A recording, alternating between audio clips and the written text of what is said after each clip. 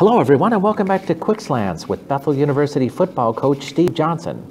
Quick Slants is a weekly program that gives you, the fans, the opportunity to ask the Bethel coach questions about the Royals, football or sports in general, or you could just seek the coach's wisdom about life, religion, or whatever happens to be on your mind. This week the coach discusses with us last week's victory over Hamlin. He also shares with us about what's going on in the bye week this week and what he's expecting in the game against St. Thomas 1 week from this Saturday. He shares with us a little information about his beloved Cubs and what he's expecting to happen on the National League Championship Series. And more importantly, we learn what it was like to grow up with Pastor Dave Johnson of the Church of the Open Door in Maple Grove. So let's get right to Quick Slants. Okay, so we welcome back Coach Johnson this week. Before we let the coach spread his excitement about the Cubs, let's talk a little football with him first. So let's begin by having team updates and injuries you'd like to share with us. Well, Addison Russell's hamstring is a little bit tight. Oh, wait. You meant Bethel. So. I went right back to the Cubs. Sorry.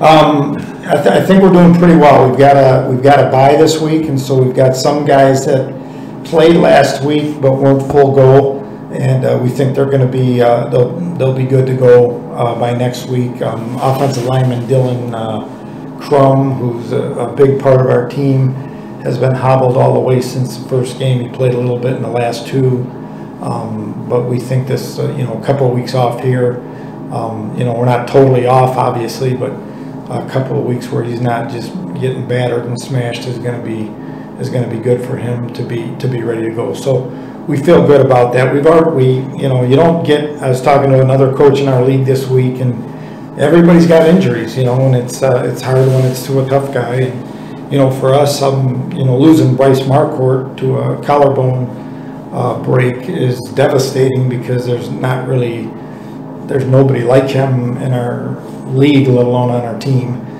Just explosive and fast and just a heck of a player. And so, the injuries that you work through, for us, it's been, just the offensive line has been so.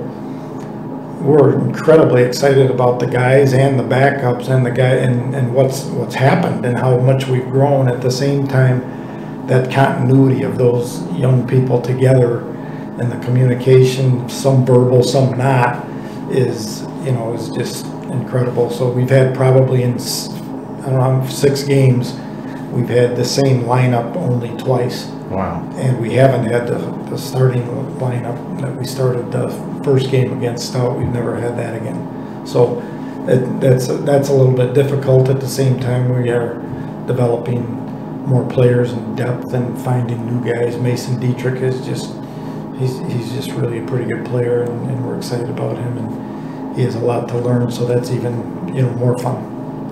You defeat Hamlin this past week, 41-7, but surprisingly, nobody really had any kind of huge numbers for you. So, what do you think were some of the reasons why you're having such efficiency with them?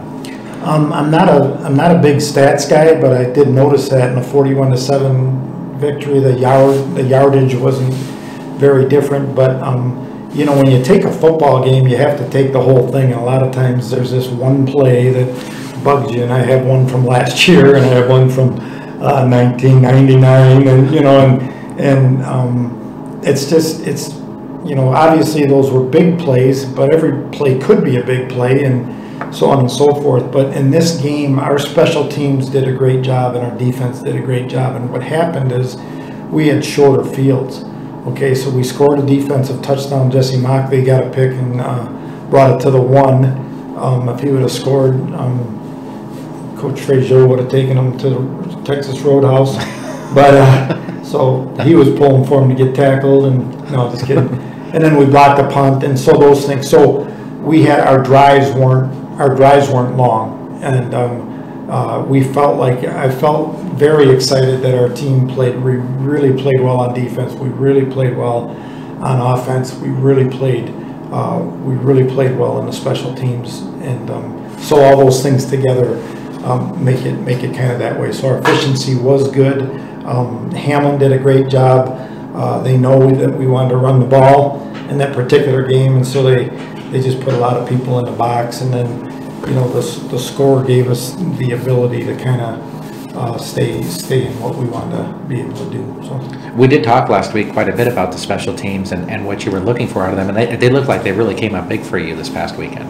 Yeah, we really work hard on it, and the guys buy into it, and you know, it's one place, knock on Formica, that we you know, that we haven't had real, you know, devastating injuries because you can't, you know, you can't run your kickoff team 100 times like you would your zone play. You can't run your kickoff return as much, you know, because then the ball gets kicked all over the place. So the players really have to develop a feel, and you can't do that if you're switching in and out all the time. And so we try to have a real good base or hub to our special teams, and then do things off of that hub so that everything as much as we can remains the same, so we can learn.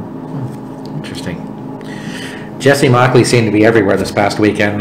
Had just 5 tackles, but 3 for losses, recorded a sack, had 2 pass breakups and an interception. What did you see out of him that really was allowing him to have that kind of an impact?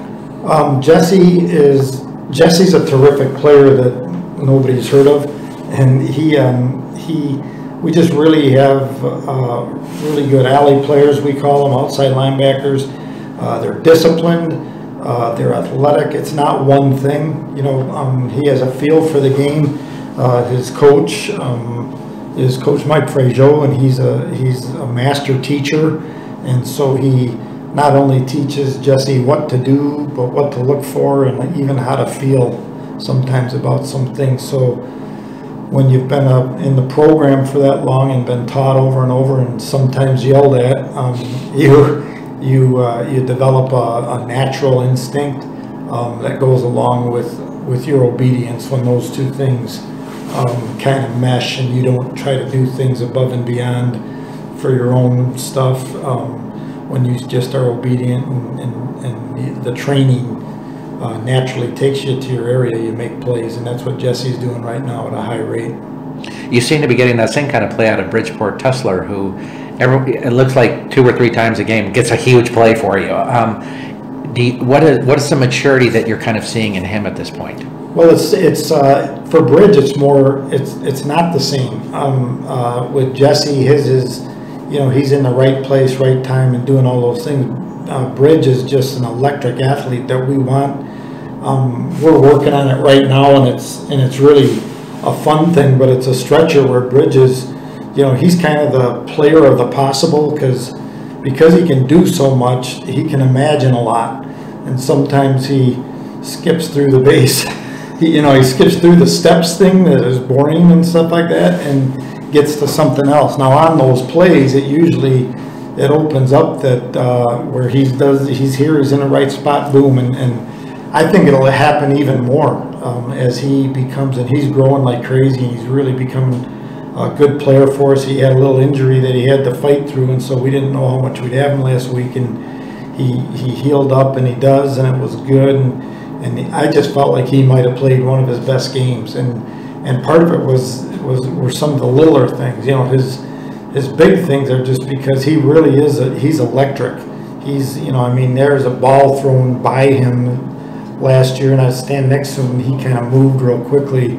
I went flying about 20 feet, and all he did was like flex, you know, and he's just a real powerful athlete that he really understands the game, and he doesn't have any fear in those things. So some of those plays look pretty incredible, and he's a heck of a player. And, you know, just like every guy, you know, the more disciplined, the bigger plays, the more disciplined. If you add those together, boy, that's a strong thing for you. Yeah, he's really fun to watch, for sure. Yeah, he is fun to watch. This last weekend, you held Austin Duncan to 30 yards, which you thought was a key to the game, kind of holding it down. You did more than hold him down, though. So did you kind of feel that was more a pattern of getting an early lead, or your defense just really was able to do some stuff with it? Well, one of the patterns is that, you know, we know our defense is you know, we're set up to stop the run, like any good defense, and Austin is just a great player that we have high respect for, but he also had an injury, so he wasn't able to go in the second half, and I'm not exactly sure where his injury occurred, and so you know, he might have been playing with that for a little bit too, and so we did a nice job stopping the run, and Hamlin's got a really good football team, and so we were very pleased with our defensive production, and we were able to put a little bit of pressure on our quarterback, who's a younger starter, and so that was the key to that. So, how are you feeling about Landon Mathis since he's returned to the field for you? You know, I just every single rep he gets, you know, he has a torn ACL, and so we're just thinking he's done, and it really took our team a couple of weeks to recover from the sadness part of that, just because he's such an important guy who gives his heart away for free and is just, you know, a powerful person on our team and a sweethearted guy. But he's in such unbelievable shape that he's been able to brace it up and rehab, and you know, every single play is a gift from heaven, we think, and so he's playing really well, and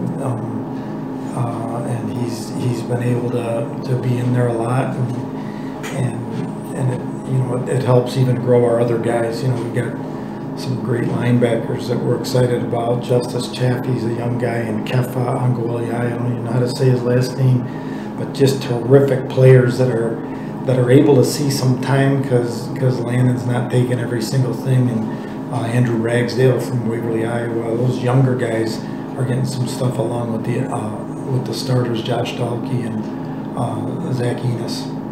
Excellent. This week you have a bye, so do you kind of reduce down the schedule a little bit to give your team kind of a little time to rehab, or what do you wind up doing with this week? Yeah, you know, you never know what to do with the buys. We want to embrace every single thing, and you know, just like Madden talks about, you know, we want to be in the process, and the process this week is Monday we had a JV game, and that was a blast. So the varsity stayed back here, did some film, did some workouts, did a little lifting, and you know, kind of evaluated the Hamlin game, where normally you'd be running right on to who you're playing next. So they had a little bit of a break there, and then JV, we played at Gustavus and just had a blast down there. And then yesterday we just gave the kids just 100% the day off of football, and you know, some kids did a little lifting, some kids watched film. You know, just it's kind of what you do. It's just part of your day, but. We gave them off, and then next couple of days we'll practice kind of fairly normal, but you know, maybe you know, be a little bit back to camp where we're maybe a teeny bit more fundamental, and then Friday, Saturday we'll have a lifting situation and give them the weekend off, and you know, get it back going. So I would assume your primary goal out of this week is just to be healthy. Our primary goal is to be healthy, but stay enough in it to where we're not, you know, we can kind of re-emphasize some things that we've, you know, maybe lacked, or, you know, kind of, you know, try to take notes on every single thing, so we're not just going right off of last Saturday, and that's hard to do. So I've kind of taken notes, and as a staff, we're trying to take each phase and break it apart a little bit. Are we true to our base? Are we working our you know, is it, our things the right way? And then just even this morning had a meeting about do our kids know as much as we do, or do they know as much as we think they do? You know what I mean? So when you teach something, it's great if the coach knows, and you know, you kind of want it. You know, coaches take pride in knowing what we do to this and all those things. But if your players don't know, then you might as well just be watching on TV. Since your next game is St. Thomas, they play Hamlin this week. Do you go to a game like that to watch it in person, or just wait for the film? Yeah, either way, I'll get way more off of a film than if I go to a game. It'll be to enjoy it, you know. And there's a couple good games in our league that I wouldn't mind, you know, going to see. St. John's and Gustavus are playing, and some things like that. But I'll kind of work that out with my wife, and we'll do whatever we want to. I think the Cubs will probably be playing on Saturday, so I might want to make sure I'm near a TV. For sure. Well, let's talk about those Chicago Cubs a little bit there. So tell me a little bit about your feeling about watching your team advance to the National League Championship Series. Well, I'll tell you, you know, it kind of had tears in my eyes. I'm watching the deal last night. It was kind of fortunate that we didn't have practice yesterday, and I'm probably going to have to convince some people that I didn't know that we have a day off of practice and the Cubs play at 3:30. But it was really fun to watch. It was neat to see the crowd And, you know, and I've probably sat in every area of that field, but mostly in the right field bleachers, but, it was really a neat thing, and they're a fun team to watch, a bunch of kids, and, Mr. Madden has them loose, and, you know, it's really obvious, and this is a weird thing, it's something that we say like in the huddle, you know, where you think football guys are saying, let's kill her, you know, we always talk about, one of my goals for Bethel football is that I want the crowd to see how much you guys love each other. That's what I tell our team, and I think that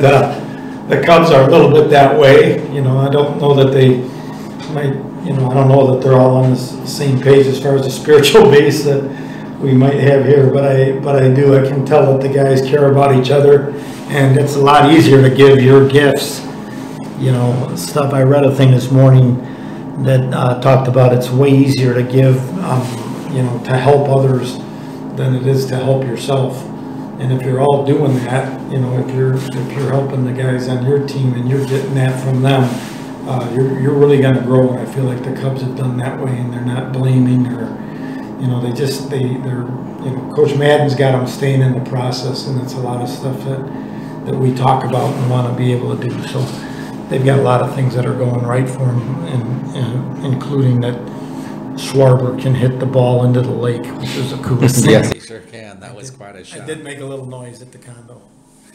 One of the things I found interesting that Mike Wilbon was talking about on ESPN is that I don't think a lot of people appreciate that the Cubs have never won a series at home. It's not like you're saying, you know, it's been 20 years or 40 years, but this has never been happened in front of a Chicago crowd for us. So that's really got to be something special for a Chicago guy like yourself. Yeah, it really was. It was really cool. In fact, we had it on TiVo, and my wife was getting something, and it was right before that Cruz, the catcher, hit a double, and it was pure luck. But we had him 0-2. But right before that, they had 2 strikes on him. The crowd was going nuts, and they did that, and I just paused the TiVo and had my wife come, you know, we just kind of like, oh, does that look good? It was fun. That's awesome. Yeah. Do you have a preference of you'd rather see the Mets or the Dodgers in the next round? I was texting back and forth with my son last night. I have equal despise for both, but I'm old enough that I was 13 years old in 1969, and the Cubs collapsed and had just about the greatest team ever, and the amazing Mets won it. So I've never let any of our players have a New York Met hat. I'm a little different with the Cardinals. They're just, it's hard to not respect the Cardinals, so I don't have the typical, you know, I don't like either one of them, but I don't care. They both have 2 dominant pitchers, you know, so I guess I don't care. But you would really enjoy watching the Mets. I do care when Arrieta's pitching, and I care that they're tired, that their starting pitchers are tired out, and they should be, both of them. Let's join our fan questions this week. So first we start from Ben from Arden Hills, who'd like to know, you talk about if you had bad juice, swallow it. So what does swallow it mean? Yeah, that's a great question, and it's not something that you always do, and it's just something, like if I'm crabby, that's a great question, because we all have juice, and you don't not have it, you know, even if you don't think so, and sometimes your bad juice comes out if you're sitting in a corner pouting, you know what I mean, and so what I mean, and for me, you know, this is a picture for me. I think better in pictures for me, because I talk a lot and don't shut up. When I'm crabby, or I kind of got a cynical attitude and stuff, I'd like to catch that, and then for me it would be to shut up. That would be swallow it. Just swallow it, and you know, kind of for the sake of others. The juice is got to be authentic, okay, and it is who you are. So, and it's kind of a little bit about what you feed your mind. You know, is going to come out of your mouth, and it's going to be in your heart. And so, if I can catch myself that I've just got some babiness in me, it's usually baby. And I like to say anger because I'm a man and it's more manly. But if I'm being a baby, if I've got my feelings hurt or something, and I might be that way, that's when I would like to tell myself to swallow that. Okay, but if I have good juice and I've got a happy heart going, and I know I trust that, and I want that out. You know, that's the juice that I want to go. So that's kind of what I mean by that. For for a quiet person, it might be that if you're pouting and you're sitting there and you're quiet, but you're quiet anyway, you know, swallowing it would be to enter into what's going on and put your own babiness aside. So the truth of the matter is that us as men like to act like it's anger, but it really is babiness most of the time. So I'm the biggest baby ever. Our next question comes from Jeannie from Minneapolis, who asked, do you offer camps where her son could go to improve his skills? We don't have very many camps. We do some individual work. Coach Peterson, Greg Peterson is our, you could email us and we can get information to you, but he's our offensive coordinator and he works with receivers, quarterbacks, and does some of those skill position things, but we don't have, you know, real organized camps at this point. Okay. Jack from Minneapolis would like to know, what do you think are some of the good keys to being a good offensive lineman? But that's a good one, and that's a big one. But I'd say you know, size is a big thing, but people kind of they overrate that, especially the younger you are. You know, it depends on the level. You know, there's in college there's a size piece that's pretty big, but in high school it doesn't mean quite as much. But I have 5 S's that I think, and this is for every player, but maybe most of all for a lineman. And the first thing is that you have savvy, and then the next thing is smart. So I'll put those together. Savvy and smart means that I know which way to go. I know the plays. I understand that knowledge, but along with that is an understanding of the play and why. If I'm blocking down on 3 technique and he leaves, I know what I have to do next, and I know why. And because he leaves, a linebacker's coming over, so I need to get to the next level. You know what I mean? So there's all those different things. So that savvy is that's why you practice. So you feel these different things and you get all those different reads. So smart and savvy and smart are 1 and 2. Number 3 is speed. And so for an offensive lineman, that's going to be footwork. So if you can't control your own body, some guys think that, you know, if I eat my little brother, I'm going to weigh a lot. And, you know, if you can't control your own body with your feet, then you can't control a defensive lineman or a linebacker. So feet, and, you know, again, speed would be a different thing for a linebacker or even for a receiver. So the third thing is speed, but for footwork and quick feet for an offensive lineman. And then the fourth thing is strength. And you know, if you want to play in college, you have to you know, make lifting a way of life, and some more than others, but offensive linemen for sure. And you know, it's not about the bench; it's more about what you've got in your core and in your hips. So the squat and cleans and those types of things are super important. So strength is the fourth one, and then the fifth one is size. And sometimes you get that misfigured because those guys are so huge. Everybody's, you know, well, that's why he's so good. It's because of size. And all 5 of those are important, but size is the fifth. I think people get the wrong impression of kind of the dumb offensive linemen, but those guys are really brilliant. Yeah, they have to be, with the exception of the quarterback, probably they have to be the smartest players. I would say, because any one of those 11 defenders could be coming your way. You just have no idea, and you got to be prepared no matter Every what. single position in football, that's why there's huge intrigue.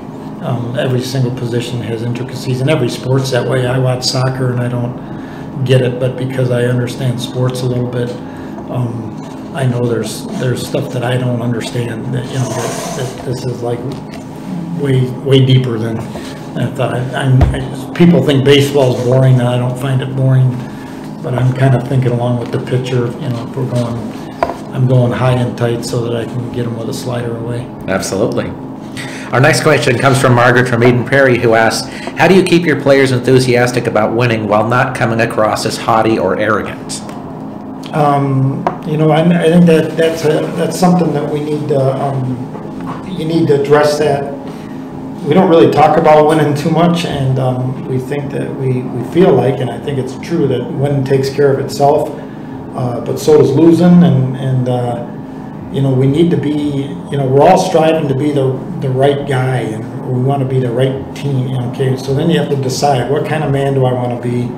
What kind of team do we want to be? And we don't want to be an in-your-face group. I'm sure that sometimes, you know, anytime we lose, I can look over and feel like somebody on the other side is haughty or too happy, and it's just not something that I should be worried about, and nobody else should either. But I need to in my own thing. I mean, we want to celebrate to the hilt, and we just want to, there's a joy piece, you know, and we kind of base our whole program on love, and sometimes it's with a kiss, and sometimes it's with a kick. So, you know, sometimes love shows up, and if it only shows up and come on, do it right, if it only shows up in that's not fun, and that's not good, and sometimes we're like that, and sometimes even with my own kids, it's like, well, it's never enough, when in fact it really is, you know. And so when we want to celebrate, yeah, baby, you know what I mean, and go, and you know, when you kind of put it at the expense of other people, you know. I read a great thing the other day, and it had to do again with the Cubs, but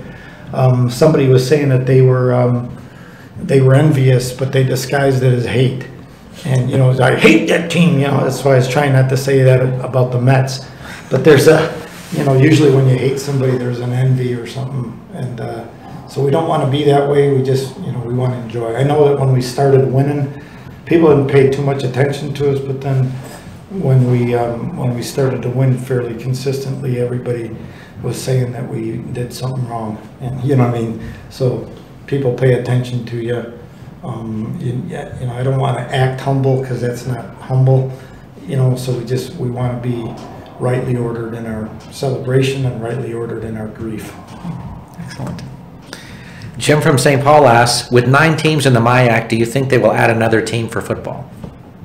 You know, that'd be nice, but it'd have to be the right fit. The teams in our league are terrific. The teams in our league, you know, they're not all the same. You know, McAllister left you know, a few years ago, and that left a hole for us, and that kind of that hurt us a little bit. And but I don't. It would have to be the right fit. You know, academically, it's unbelievable. Institutions are in this thing, and it really is it's a beautiful. I think it's you know, I know I'm biased, but I think it's the best Division III league in the country when you mix incredible academics, incredible cultures of the schools that are distinctive, and athletically terrific, and musically, you know, fine arts, and just tremendous, you know, and just great institutions, and we're proud to be part of it. Excellent.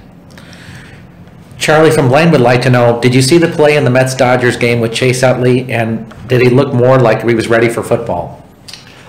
Yeah, I thought it was I kind of like Chase Utley, and I did feel like it was I felt like it was out of line. I'm big into breaking up the double play, so I can't blame him. At the same time, I felt like he went out of the deal. So it's unfortunate that a guy breaks his leg on that thing, and I'm sure that Mr. Utley's struggling with that stuff too. I'm sure. Our last question this week comes from Lewis from Maple Grove, who would like to know if you picked on your brother Dave when you were kids. Quite the opposite. This is a good question. My brother Dave was, seriously, he's 3.5 years older than me. Okay. And I was a skinny kid, and Dave probably weighed more in 8th grade than he does now. So he was serious, and this is not a joke. I was talking about our staff, they laughed about it, but he's an intense person. But he was the toughest kid in our grade school, you know, K through 8, and that's kind of cool when your big brother's the toughest kid in the school. Unfortunately, he beat the crud out of me and would lick my face and do creepy stuff, and then he'd just get me in trouble. But by the time I got bigger than him and I could kick his butt, he became a pastor, and then he pulled the man of the cloth crap. No, I was just kidding. So it would be more like he beat me up than me beat him. That's excellent. Thanks for joining us this week, Coach, and we look forward to next week when your Cubs are up 3-0. Can't wait. See you next week.